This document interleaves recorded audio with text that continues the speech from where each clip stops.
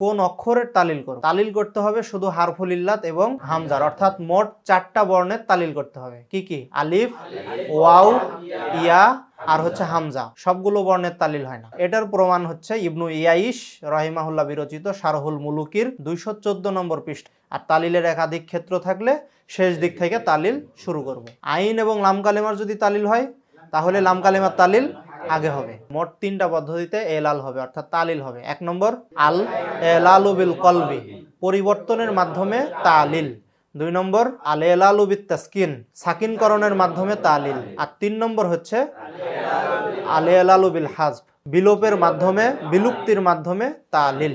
এই 3টা পদ্ধতিতে তালিল হবে। আর তালিল যে 3 প্রকার, এটার রেফারেন্স হচ্ছে আব্দুল আলিম বিরচিত তাইসিরুল এলাল ওয়াল ইবদালের 6 নম্বর পৃষ্ঠা এবং আর রদি বিরচিত শারহু শাফিয়া ইবনুল হাজেবের 3 নম্বর খণ্ডের 66 নম্বর পৃষ্ঠা।